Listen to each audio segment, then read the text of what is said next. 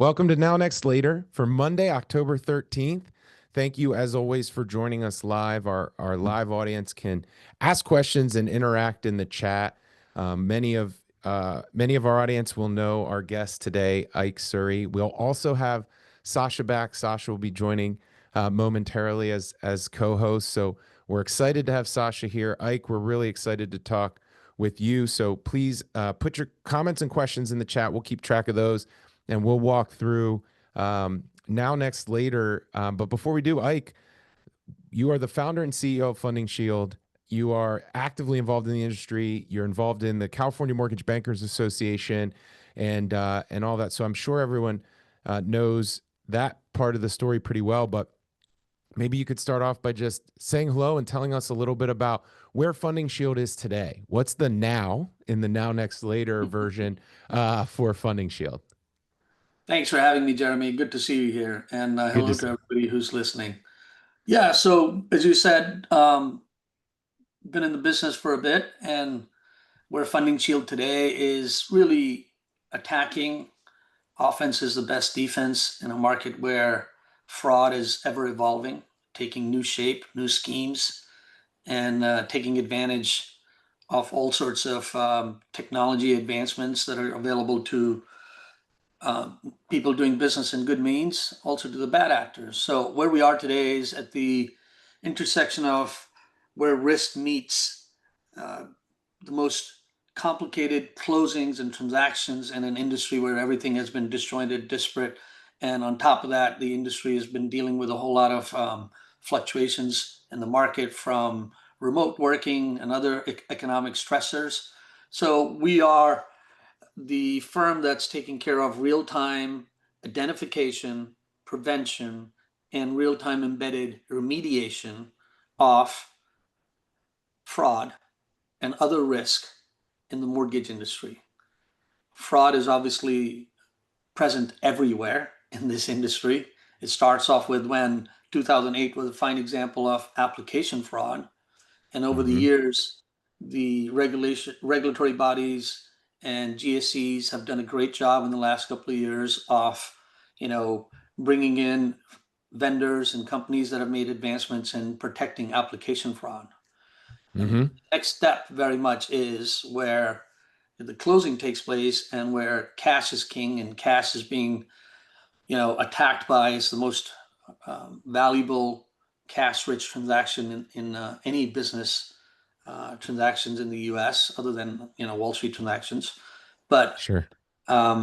At that moment in time, it's so exposed because of all the vulnerabilities it's had, because of its past design, the way the market works, the way the organizations work, and some are caught up with tech and some are not. Everybody's got a different appetite. So FundingShield is at that moment in time delivering a product and a service over the last number of years to prevent all bad actors from taking advantage of vulnerable parties, organizations, and home buyers.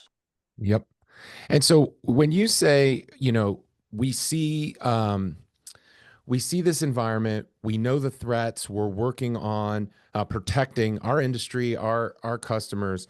One of the things I've been excited to ask you was, what is it like out there? And I'll call it in reality. You read social media and it would sound like mortgage fraud, particularly application or occupancy fraud, is the biggest threat to Fannie and Freddie right now. But at the same time, we also know our industry is as focused on this and as interested in solving it as it's ever been. We're still not there, obviously, but as far as like a spotlight on solving it, we got tech companies trying to solve it. We've got vendors trying to solve it. We have lenders asking you. We'll talk in a second about what lenders are asking you on a daily basis. But where are we right now in terms of mortgage fraud? How much of a threat to this industry is it, and what are you seeing every day?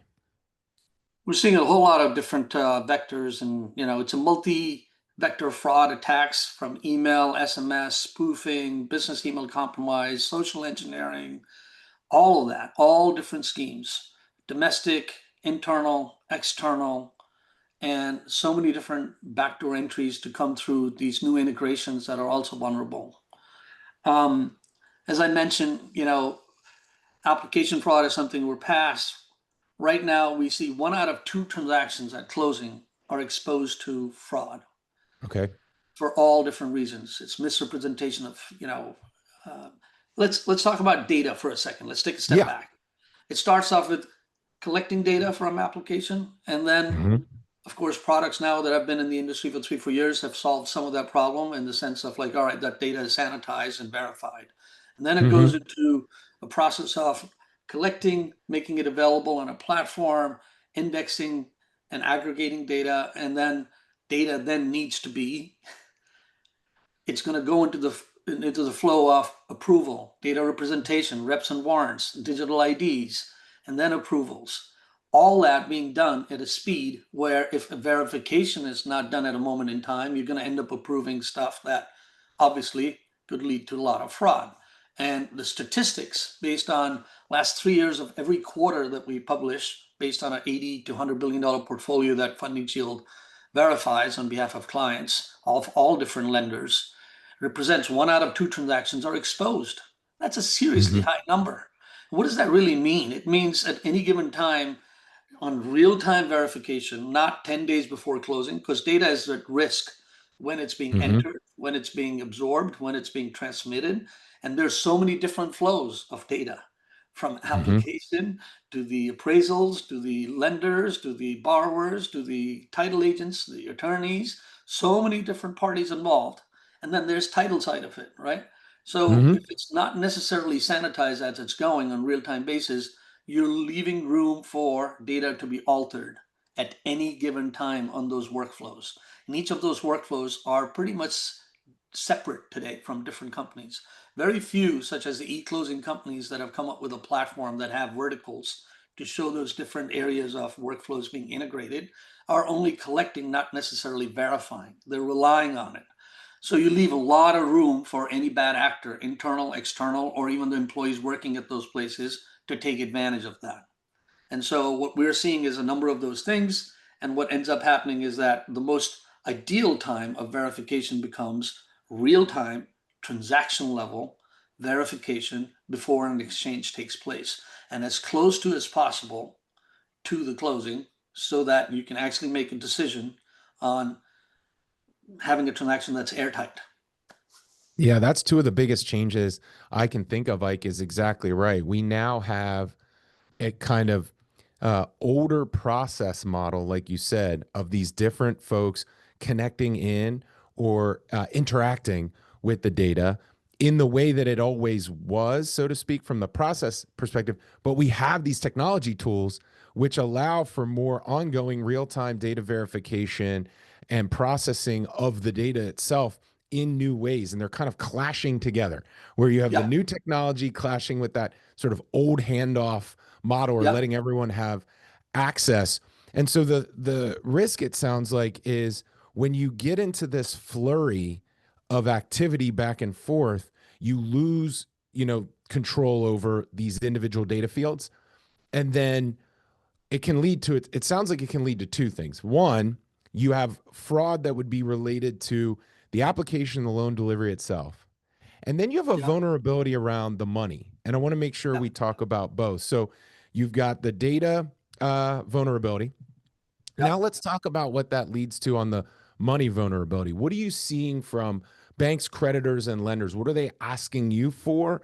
And what's the now, right now, around these like phishing schemes and trying to siphon off money and where the money goes? And what's that side of the transaction looking like these days?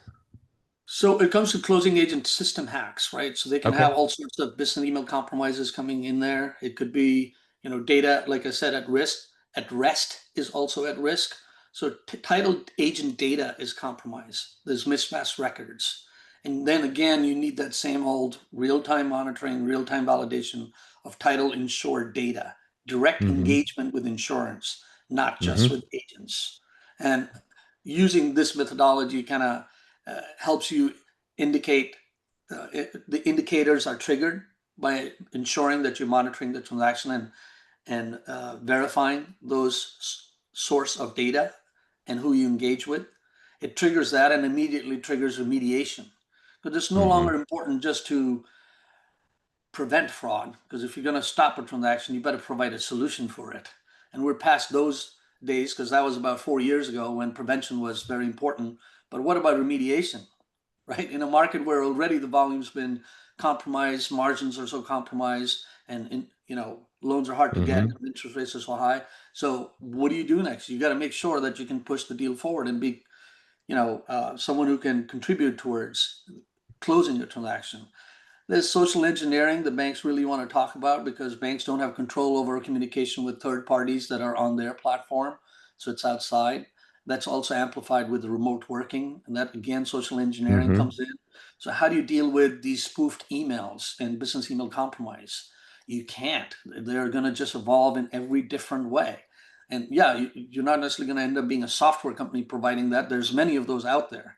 But how do you end up dealing with it on a transaction level basis? You got to get down to the transaction level to ensure you're, Mm-hmm. again, dealing with this, the one single source of truth. So going right to the banks to be able to verify, underwriters to be able to verify.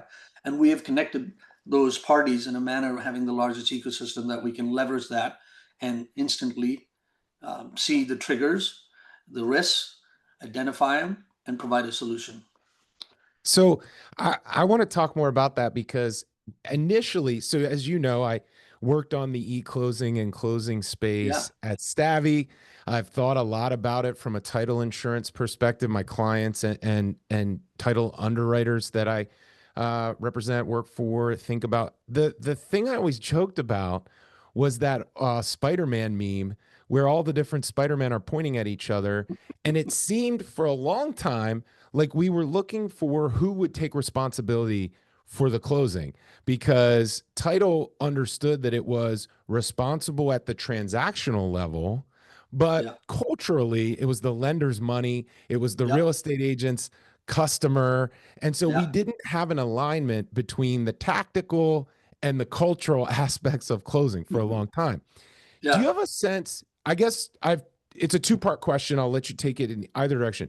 Do you have a sense we've addressed that alignment, or does it take a partner like a technology company like yours to do that instead? So instead of trying to get the cultural alignment between all the parties, we'll just assign it to a new party, or are we seeing that lenders are coming to you and saying, "Do this for me"? Do you see what I'm saying? So we have a mix of all of that. We are seeing Okay. lenders coming to us to say, I know that there's going to be a title company involved that's going to deal with the underwriting or underwriting company, but I need a lender perspective review of what is taking place.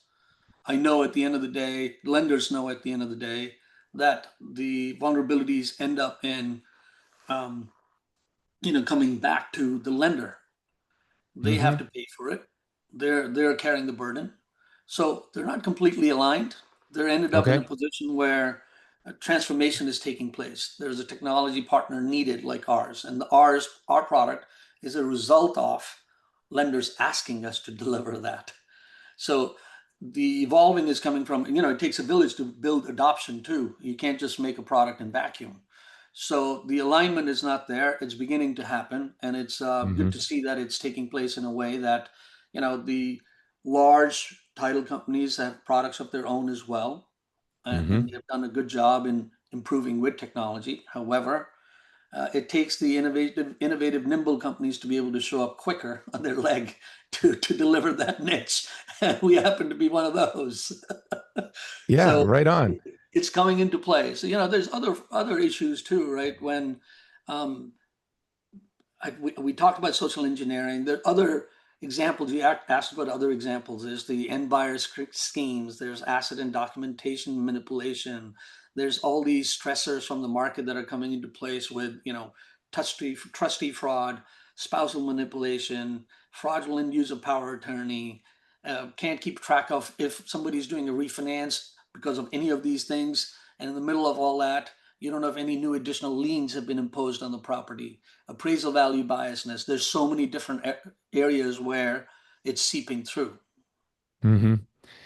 That's a good. I think that's a good segue from what we can do, what we are doing today, to where should we be taking the next step, and how do you see the next step. When I first joined this industry, it was as a compliance attorney, early days Dodd-Frank.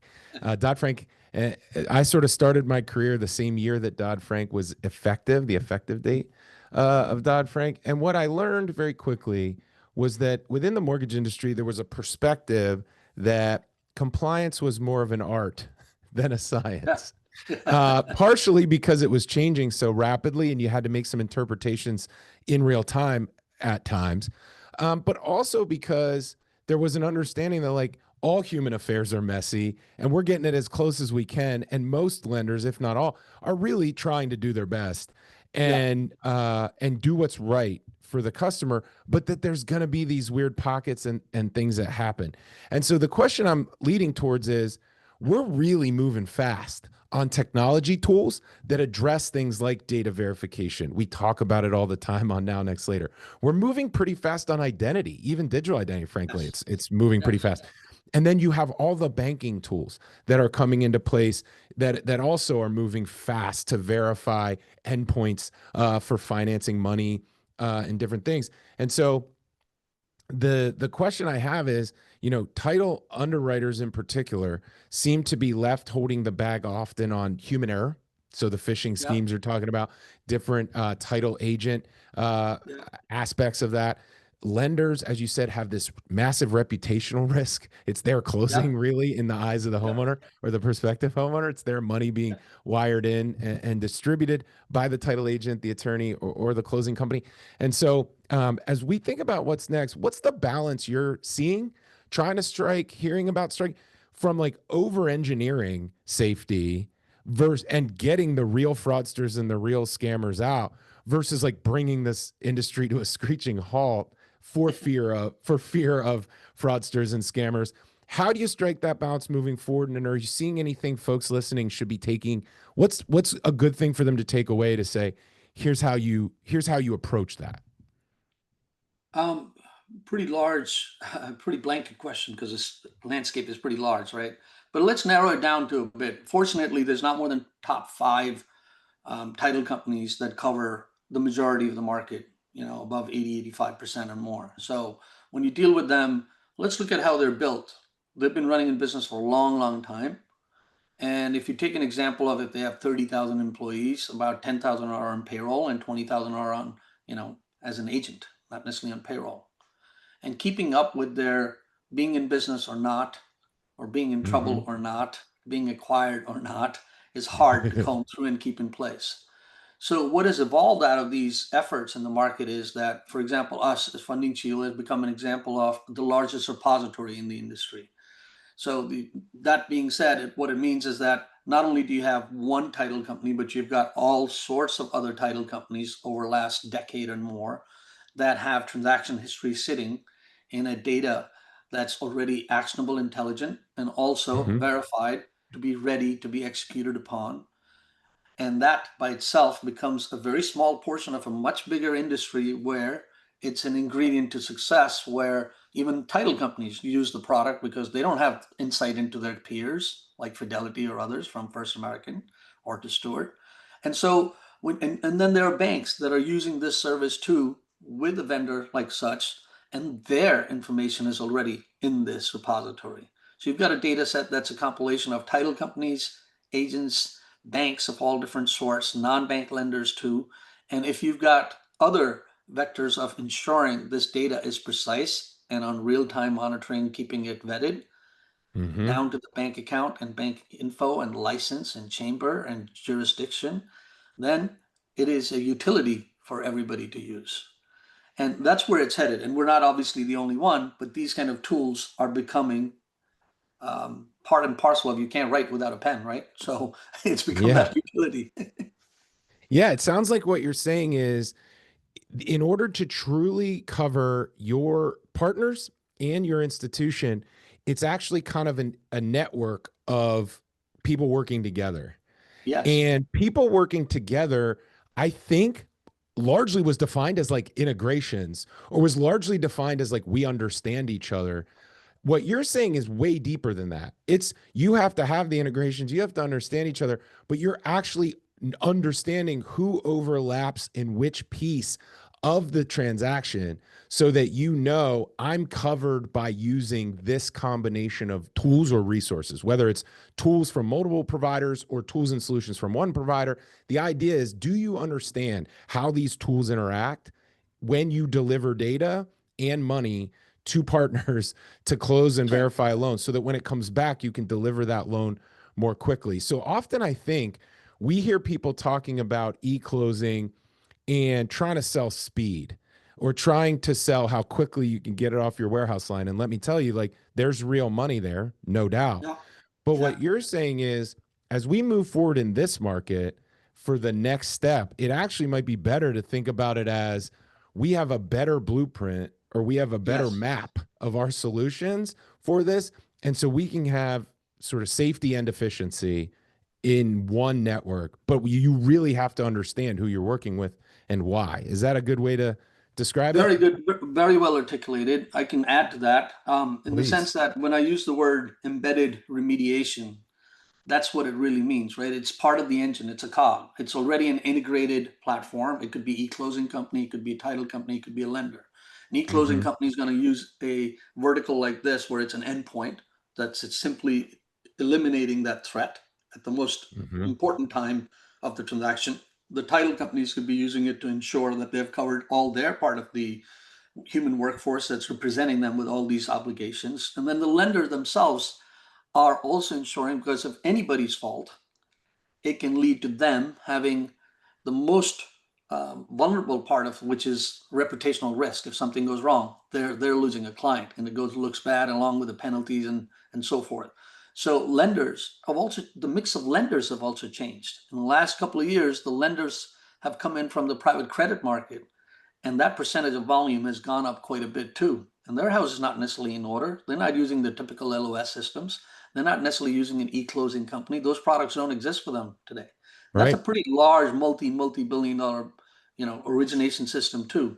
So at the end of the day, for all these different parties that are a mix of the industry and originations, they have Mm-hmm. a need for a product that, as you're very well articulated, that the product resonates with all different workflows for all parties for the same common cause of eliminating fraud, eliminating risk, and embedded in such a way that no one has to go build a new product or or use a product and then find integrations for it. But if it's already Right. embedded, it's very Yep. seamless.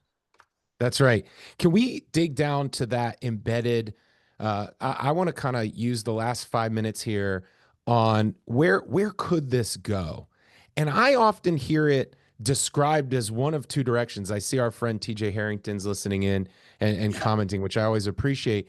And he and I talk about this a lot. It feels like there's two paths, but you tell me if you're seeing one of those two paths is more likely in the future, or if there's some combination of these two paths. But one is you have to move all the way up front and you have to gather data in a way that allows it to be securely authenticated, verified, pick your word, validated, uh, during the process so that when you get to the end, you already know you're in a consistent environment where any changes to that data has been, we'll call it tokenized or solidified, along the way.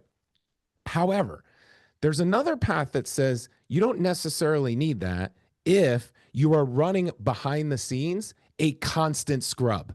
If you're just constantly scrubbing data against rules behind the scene, then any new data that comes in gets scrubbed on the engine and you get feedback and you get to closing. To me, those feel like two choices you can pick. Is that the way you see it? How do you see this data flowing into your process from a closing and settlement perspective that actually gets us to the future? Well, continuous monitoring is very important, right? Mm-hmm. And as much as we can talk about data from the get-go being verified, but don't forget, I mentioned earlier, if as long as that data is going to be touched again 10 times, and Mm-hmm. until the industry's got a complete tokenized solution from get to the end, it's coming from so many disparate parties that are not on one system. That data at the most vulnerable just before closing. So the timing is very important. So having Mm-hmm. verified before and for it to be sitting for 10 days, a lot of current and old solutions in the market today from title companies and others point out, I did it already and I charged my fees. I'm going away 10 days before closing. I'm done. Yeah. Well, with the post 10 days is where exactly where the no one's showing up at a bank a week before to rob the bank. They're showing up Yeah. just when the Moments money's going to before. go into the safe or into you know, the armored car, right? The timing is important. That's So, right. and so monitoring and surveillance is very important with all those cameras outside the building as to who's sitting there to come in. Yeah. But you better be prepared with armory and not show up with a knife on a gunfight kind of a situation. Yeah. And so you better be prepared to not only monitor, but be tactical in identifying, preventing, and providing a solution at that moment in time. And of course, our vision is that our certificate today does that as at the moment in time. It's the old analogy. You can't get into a plane after 9/11 without being checked, verified. And what are you Hmm. carrying? It's not that you were checked 5 days ago and you're good, or you were checked 5 hours ago before you left the airport and you're good again. No, you're going to be checked again. And the same Hmm. thing applied with, COVID. You can't enter into a place where you got fever and red eyes and cough and everything like it. So Right. you need to be ready at that moment in time, not a week ago that you had a certificate that you were clear. Now, if you come into that tokenization of that certification at that moment in time, there's also life after a close. Hmm. There's that data going forward into this whole ecosystem where borrowers of money end up also becoming homeowners that in the future with their savings are buying mortgage-backed securities for good returns in their 401k. So, Hmm.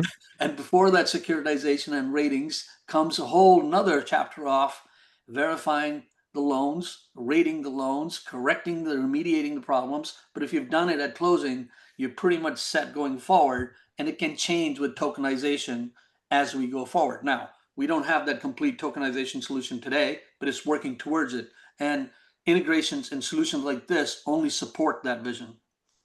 Yeah, I wanted to talk a lot about fraud because it's such a hot topic right now in social media and in the Fannie Freddie conventional space, thanks to the regulator. And I wanted to make sure that we had a chance to talk about that. But you make a very good point, which is we've only scratched the surface That's of right. what's possible from a loan delivery perspective. When you do this right, the loan delivery, the compression around due diligence and quality control and verification into loan pools, securitizations, due diligence. That is its own industry. I mean, it really is its own industry. Yeah, it And is. now with these tools, we're actually tying together two pieces of the industry that typically behaved as separate. So I've talked a lot about timing relative, and you just mentioned it, timing relative to the just before closing risk window. But what Yeah. we're also saying is there's a ton of timing that we should be pulling forward to that window for loan delivery as well. And so we've, unfortunately, today we've run out of time, but that's a perfect way to end because it leaves open the conversation that we'll continue to have. And maybe what we'll do is have TJ back and talk about that loan delivery window because that's a huge piece of this. But at least what we talked about today, like, I think is really important. When you think about these fraudsters and you think about the potential for application fraud or financial fraud in terms of the money, you have to have a clear view of responsibilities and tools and solutions that overlap, and you have to use those right partners so that everybody understands what their role is and we don't have the finger pointing that we're used to. And we can't look at this the same old way. The embedded that embedded idea is the way we're going to cover the majority of the market. So thank you for Yep. those points. Like, we appreciate your expertise and your experience in this. I definitely plan to have you back, and we're hoping anybody watching and you and I see each other in person in Yep. MBA Annuals gathering next weekend. Look forward to seeing you. Thank you for having me. Take care. I talk to you soon. Thank you, everybody. We'll be back again next week live from Las Vegas with Sasha, and then and bring you some more now, next, later innovation. Take care, everyone. Awesome. Bye.